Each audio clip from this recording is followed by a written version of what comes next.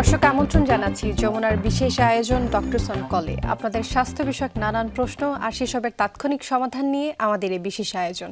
আপনাদের সাথে পুরো আয়োজন জুড়ে সাথে থাকছি আমি ডাক্তার সিদ্রা ইকবাল। আমাদের এই আয়োজনে থাকছেন দেশ বরেণ্য আর আধুনিক চিকিৎসা বিজ্ঞানে দক্ষ চিকিৎসকরা। আজ আমাদের আলোচনার বিষয় জন্মগত হৃদরোগ, এবং আলোচনার জন্য আমাদের সাথে আজ অতিথি হিসেবে আছেন হৃদরোগ বিশেষজ্ঞ ডাক্তার অর্ণব কুমার চৌধুরী, কনসালটেন্ট, জাতীয় হৃদরোগ ইনস্টিটিউট ও হাসপাতাল। আমাদের বিশেষজ্ঞ চিকিৎসকের পরামর্শ পাওয়ার জন্য ফোন করুন 982405 নম্বরে, অথবা আপনার যে কোনো প্রশ্ন নিয়ে ফেসবুক পেজে এই মুহূর্তে আমরা লাইভে সম্প্রচারিত হচ্ছি, সেখানে যে কোনো প্রশ্ন থাকলে আপনারা প্রশ্ন করতে পারেন। আমরা আমাদের বিশেষজ্ঞ চিকিৎসকের কাছে সেই প্রশ্নটি আপনাদের তুলে ধরব। ডক্টর অর্ণব কুমার চৌধুরী, আপনাকে স্বাগত জানাচ্ছি ডক্টরস অন কলে। ধন্যবাদ সিদ্রা আপনাকে। আমরা আজ কথা বলবো জন্মগত হৃদরোগ নিয়ে, বা কনজেনিটাল হার্ট ডিজিজ যেটাকে বলে থাকি। এই ধরনের ঘটনা কিন্তু আমরা এখন প্রায় শুনি যে বাচ্চা জন্মগ্রহণ করেছে, হার্টে ছোট একটা ছিদ্র আছে, বা শ্বাস প্রশ্বাস নিতে কষ্ট হচ্ছে, পরবর্তীতে জানা গেল যে তার জন্মগত হৃদরোগের নানান ধরনের লক্ষণ দেখা যাচ্ছে। তো প্রথমে একটু জানি যে আসলে জন্মগত হৃদরোগ বলতে আমরা কি বুঝি? ধন্যবাদ সিদ্রা আপনাকে। জন্মগত হৃদরোগ বলতে বোঝায় যে মাতৃগর্ভ থেকে কোনো শিশু যখন হার্টের কোনো জন্মগত সমস্যা নিয়ে জন্মগ্রহণ করে সেটাকে বলা হয় জন্মগত হৃদরোগ। জন্মগত হৃদরোগটা মায়ের পেটে যখন বাচ্চার যখন বিভিন্ন অঙ্গ প্রত্যঙ্গ তৈরি শুরু হয়, তখন এই যে অর্গানোজেনেসিসের সময়তে আমাদের হার্টের যখন চেম্বার তৈরি হয়, কিছু ভাল্ব তৈরি হয়, হার্টের মধ্যে কিছু রক্তনালী তৈরি হয়, এই জিনিসগুলো তৈরি হওয়ার সময়, এই নর্মাল ঘটনার সময় যখন কিছু অ্যাবনর্মাল ঘটনা ঘটে যায়, যেমন দুইটা অলিন্দের মাঝখানে কোনো ছিদ্র থেকে যেতে পারে, দুইটি নিলয়ের মাঝখানে বা ভেন্ট্রিকলের মাঝখানে একটি ছিদ্র থাকতে পারে, বা নর্মাল যে রক্তনালীগুলো হার্ট থেকে ডেভেলপ করে, যেমন পালমোনারি আর্টারি, যেমন অ্যাওর্টা এবং কিছু ভাল্ব, এই ভাল্বগুলোতে মানে নর্মাল যে জিনিসটা তৈরি হওয়ার কথা সেটা না হয়ে যদি অ্যাবনর্মাল কোনো জিনিস থাকে, অ্যাবনর্মাল পজিশন যদি থাকে, যদি কোনো ভাল্ব সংকুচিত হয়ে থাকে, প্রসারিত না হয়ে, এবং কোনো জায়গায় একটা দেওয়াল তৈরি হওয়ার কথা বা পর্দা তৈরি হওয়ার কথা, সেখানে যদি সেটা তৈরি না হয়ে ছিদ্র থাকে, তাহলে সেটাকে আমরা বলবো জন্মগত হৃদরোগ। অর্থাৎ জন্মগত হৃদরোগ বলতে বোঝাচ্ছে জন্মের সময় যে ত্রুটিগুলো আমরা ধরা পড়ে সেটা। আচ্ছা, অনেক সময় কিন্তু দেখা যায় যে ডাক্তাররা বলে থাকেন যে জন্মগত যে হৃদরোগের এই ধরনের যে ত্রুটি আছে সেটি বয়স বাড়ার সাথে সাথে হয়তো ঠিক হয়ে যাবে। তো এমন কোন রোগগুলো রয়েছে যা আসলে প্রথমে ত্রুটিটা দেখা গেল, পরবর্তীতে সেটা আসলে ভালো হয়ে যাওয়ার বা একেবারে নিরাময় হয়ে যাওয়ার সম্ভাবনা আছে? হ্যাঁ, এটা আপনি খুব গুরুত্বপূর্ণ একটি প্রশ্ন করেছেন যে হার্টের মধ্যে স্বাভাবিকভাবেই কিন্তু কিছু জিনিস থাকে। যেমন আমাদের দুটি গুরুত্বপূর্ণ রক্তনালী রয়েছে, একটি হলো পালমোনারি আর্টারি এবং অ্যাওর্টা। একটি ফুসফুসে রক্ত সরবরাহ করে এবং আরেকটি হলো সারা দেহে রক্ত সরবরাহ করে। মাতৃগর্ভ থাকা অবস্থাতেই এই দুইটি বড় রক্তনালীর মধ্যে একটা ছোট্ট কানেকশন থাকে, যেটা জন্মের পরপরই স্বাভাবিকভাবে একটি বাচ্চার সর্বোচ্চ 3 মাস বয়সের মধ্যে বন্ধ হয়ে যায়। যদি 3 মাস পরেও যদি এটাকে পারসিস্ট করে, সেটাকে বলা হয় প্যাটেন্ট ডাক্টাস আর্টারিওসাস, অথবা সংক্ষেপে বলা হয় PDA। তো এটা কিন্তু নরমালি বন্ধ হয়ে যাওয়ার কথা, কিন্তু 3 মাস আগে যদি আপনি ইকো করেন তাহলে কিন্তু এটি থাকবে।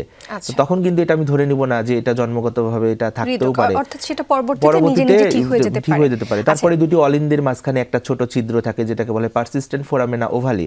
এই ছোট ছিদ্রটা কিন্তু জন্মের পরপর নরমালি বন্ধ হয়ে যায়। এটাও আমরা অপেক্ষা করব ওই 3 মাস অথবা সর্বোচ্চ 1 বছর বয়স পর্যন্ত। এটাও কিন্তু নরমালি 12 মাস বয়সের মধ্যে, অর্থাৎ 1 বছর বয়সের মধ্যে এটা বন্ধ হয়ে যাওয়ার কথা।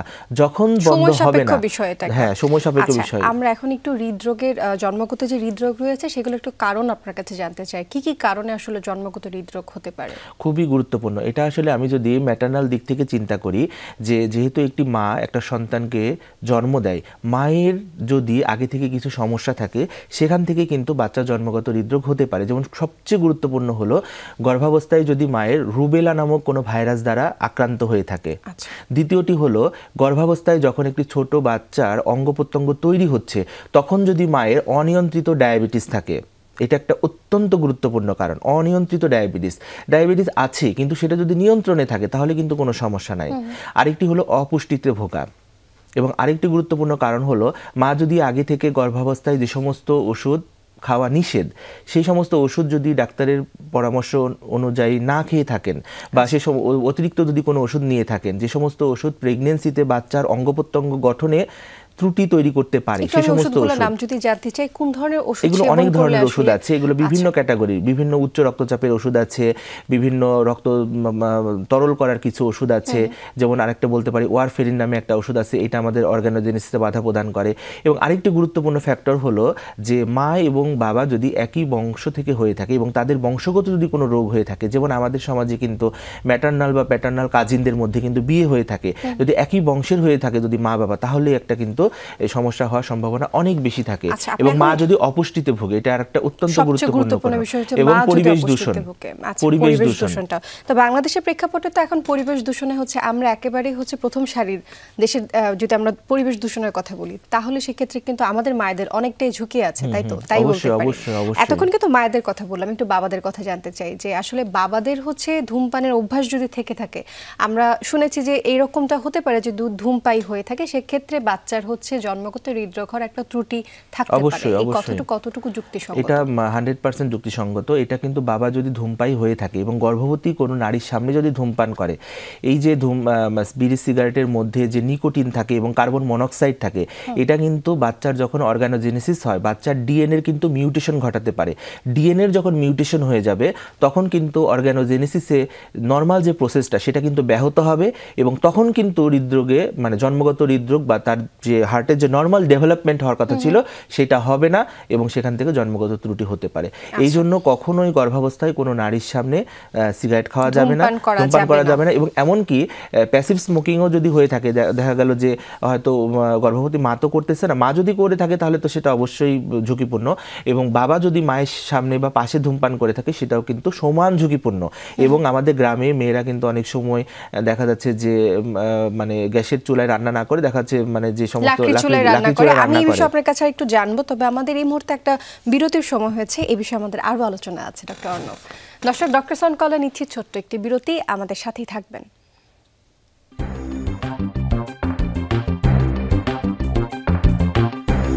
দর্শক, আবারও স্বাগত জানাচ্ছি ডক্টর সন কলে। আমরা আজ কথা বলছি জন্মগত হৃদরোগ নিয়ে, এবং কথা বলবার জন্য আমাদের সাথে আছেন ডাক্তার অর্ণব কুমার চৌধুরী।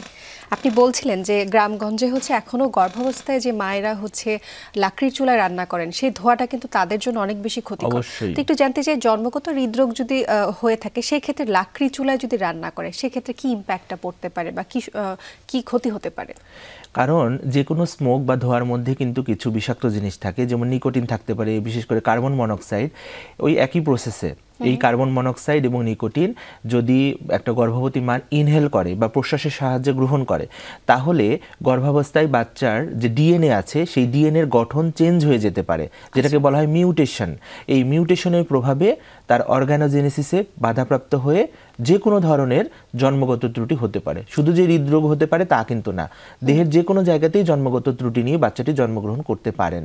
আচ্ছা, এবার একটু জানতে চাইছি জন্মগত হৃদরোগের ব্যাপারে এতক্ষণ যা জানলাম, নবজাতকের জন্মগতভাবে কোনো হৃদরোগ হয়েছে সেটি বুঝবার উপায় কি বা উপসর্গগুলো কি কি থাকে? খুবই গুরুত্বপূর্ণ।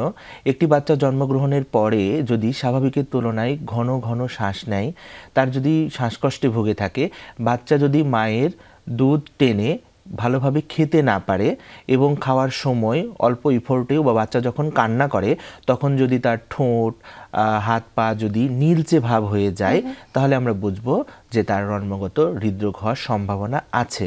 এবং আরেকটি গুরুত্বপূর্ণ লক্ষণ হলো যে বাচ্চা যদি অল্প বয়সে বা মানে তার জন্মের পরপরই যদি তার নিউমোনিয়া এবং ঘন ঘন তার শ্বাস প্রশ্বাসে শ্বসনতন্ত্রের যদি রোগ হয়ে থাকে, বিশেষ করে আমি নিউমোনিয়া কথাটাই বলবো, এই নিউমোনিয়া যদি বারবার হয়ে থাকে তাহলে ধরে নিতে হবে যে হার্টের কোনো সমস্যা আছে, এবং পরবর্তীতে সেই অনুযায়ী তাকে ডাক্তারের কাছে গিয়ে পরীক্ষা নিরীক্ষা করাতে হবে। সেই পরীক্ষা নিরীক্ষাটা আপনারা কি করে থাকেন?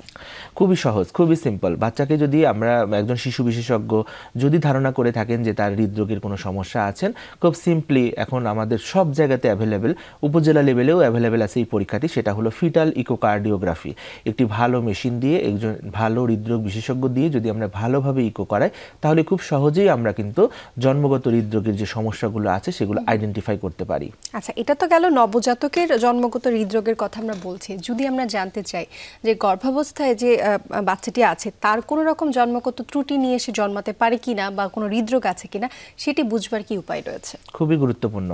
যখন একটা দম্পতি বাচ্চা নিবে, বাচ্চা নেওয়ার সময় বা বাচ্চা যখন পেটে আসে, তখন যখন মায়েরা আমাদের দেশের গাইনোকোলজিস্টদের কাছে যান, তখন কিন্তু তারা কিছু রুটিন পরীক্ষা করায়।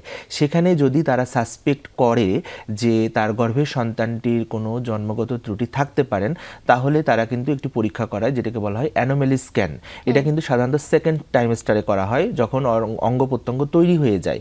তখন কিন্তু এই অ্যানোমেলি স্ক্যানের মাধ্যমে খুব সহজেই কিন্তু ডায়াগনোসিস করা সম্ভব যে বাচ্চার জন্মগত কোনো সমস্যা আছে কিনা। এমনকি যদি অ্যানোমেলি স্ক্যানে যদি হার্টের কোনো সমস্যা সাসপেক্ট করা হয়, তাহলে ওই গর্ভাবস্থাতেও কিন্তু ফিটাল কার্ডিওগ্রাফির মাধ্যমে কিন্তু জন্মগত বাচ্চাটির কোন ধরনের হৃদরোগ আছে সেটা কিন্তু আইডেন্টিফাই করা সম্ভব। সেটা কত মাসে হচ্ছে কি ফিটাল যে ইকোকার্ডিওগ্রাফি? সেকেন্ড ট্রাইমেস্টার, মানে 3 মাসের পরে, মানে বিশেষ করে 5-6 মাসের দিকে গিয়ে এটা ভালোভাবে বোঝা যায়। বাংলাদেশের সবচেয়ে প্রচলিত যে জন্মগত হৃদরোগটা রয়েছে সেটা আসলে হার্টের ছিদ্র। স্বাভাবিক মানুষ যারা রয়েছেন, সাধারণ জনগণ, তারা কিন্তু হার্টের ছিদ্রটাকে একটু বেশি ভয় হিসেবে দেখে। তবে আমি এই বিষয়ে আপনার সাথে আরো আলোচনা করব। সময় হচ্ছে আমাদের আরেকটি বিরতির, তারপর আবার আসছি আলোচনায়। দর্শক, ডক্টর সনকল অনুষ্ঠানে নিচ্ছি ছোট্ট একটি বিরতি, আমাদের সাথেই থাকবেন।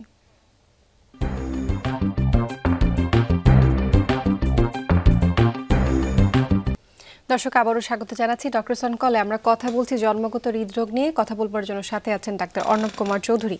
আমরা কথা বলছিলাম হৃদরোগে হচ্ছে যদি হৃৎপিণ্ড কোনো রকম ছিদ্র বা ফুটা থেকে থাকে, সেটি কিন্তু খুব বড় একটা আতঙ্কের বিষয় হয়ে যায়। সেই ব্যাপারে একটু জানতে চাই, হৃদরোগের যে ছিদ্র আছে সেটি চিকিৎসা ব্যবস্থাতে এখন কি রয়েছে এবং এর প্রতিরোধটা আসলে কি?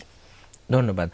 হার্টে সাধারণত 3 ধরনের ছিদ্র থাকতে পারে। একটি হলো হার্টে আমরা জানি যে 4টি চেম্বার থাকে, উপরের দিকে থাকে 2টি চেম্বার এবং নিচের দিকে থাকে 2টি চেম্বার। উপরের চেম্বারটাকে বলা হয় অলিন্দ এবং নিচের চেম্বার দুটিকে বলা হয় নিলয়। অলিন্দের মাঝখানে যে ওয়ালটা থাকে সেটার মাঝখানে যদি কোনো ছিদ্র থাকে সেটাকে বলা হয় এএসডি, এবং নিচে 2টি নিলয়ের মাঝখানে যে ছিদ্রটি থাকে অনেক সময় এটা থাকতে পারে সেটাকে বলা হয় ভিএসডি বা ভেন্ট্রিকুলার সেপ্টাল ডিফেক্ট।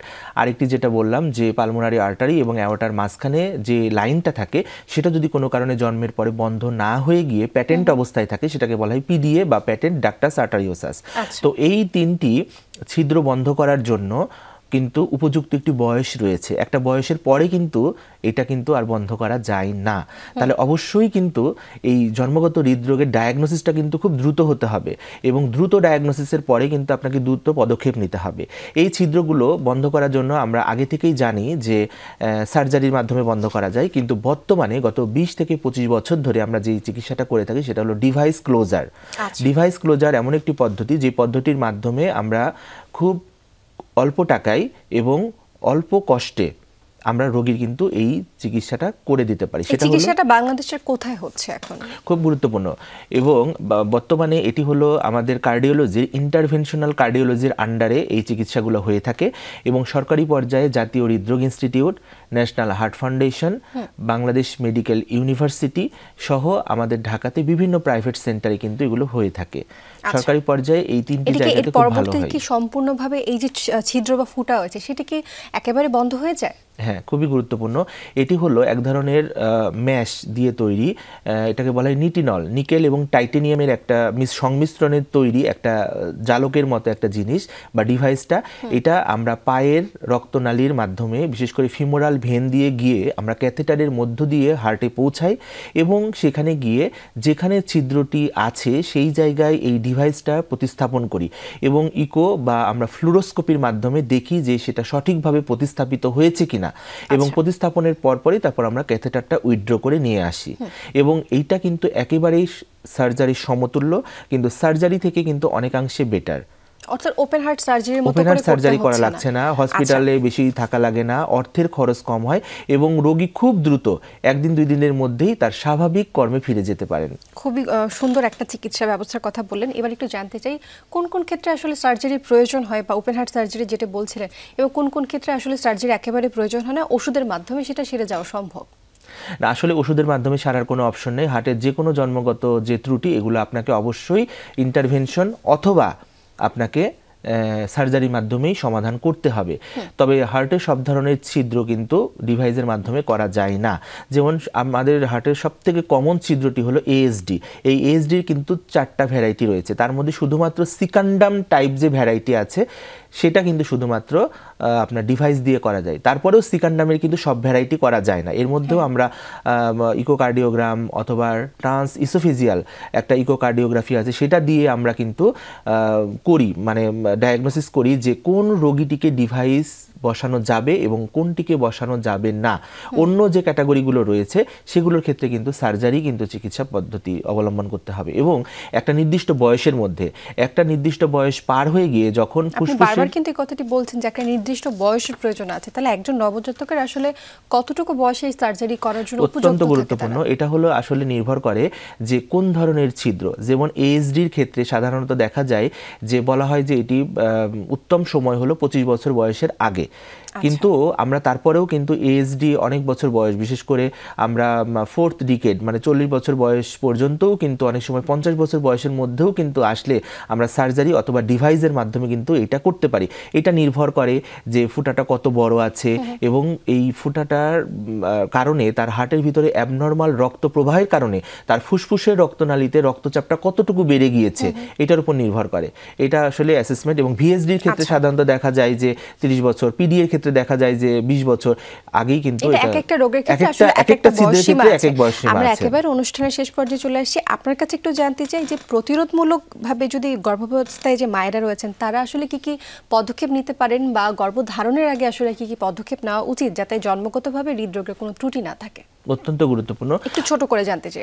অবশ্যই সেটি হলো যে গর্ভাবস্থায় অবশ্যই মাদেরকে ডক্টরের সন্নিকটে থাকতে হবে, তাদেরকে রেগুলার অ্যান্টিনেটাল চেকআপে থাকতে হবে এবং ডক্টর নির্ধারিত কিছু টেস্ট করতে হবে এবং গর্ভাবস্থায় যদি রুবেলা ভাইরাস আক্রমণ হয়ে থাকে সেটা সঠিক চিকিৎসা নিতে হবে।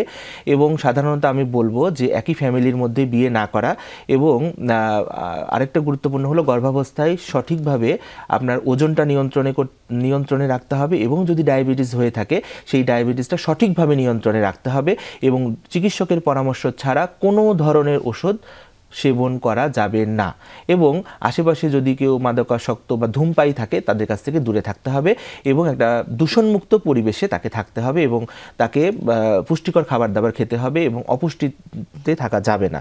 তাকে হেলদি ডায়েট চার্ট ফলো করতে হবে এবং যে পুষ্টিকর খাবার দাবার এটা তাকে গ্রহণ করতে হবে। ডাক্তার অর্ণব কুমার চৌধুরী, আপনি খুব সুন্দর করে এবং খুব গুরুত্বপূর্ণ বিষয় আজ আলোচনা করলেন যে আসলে জন্মগতভাবে হৃদরোগের ঝুঁকি এড়ানোর জন্য একজন গর্ভবতী মায়ের কি কি করণীয় রয়েছে এবং তার মধ্যে খুবই গুরুত্বপূর্ণ দুটি বিষয় ছিল যে পুষ্টির অভাব যাতে আমাদের মায়েদের না থাকে এবং ধূমপান যারা করছেন অবশ্যই হচ্ছে মায়েদের সামনে যাতে সেই ধূমপানটা না করেন এবং ডায়াবেটিসটা যাতে নিয়ন্ত্রণে থাকে। আর যদি কারো স্থূলতা থাকে অবশ্যই সেটা যাতে তিনি সেভাবে করে হচ্ছে নিয়ন্ত্রণ করেন। অসংখ্য ধন্যবাদ জানাচ্ছি আপনাকে আপনার মূল্যবান সময়টা আজকে আমাদেরকে দেওয়ার জন্য। ধন্যবাদ আপনাকে, ধন্যবাদ যমুনা টিভিকে। দর্শক, এই ছিল ডক্টর সনকলের আজকের আয়োজন। যমুনা টেলিভিশনের সাথে থাকার জন্য অসংখ্য ধন্যবাদ জানাচ্ছি আপনাদের।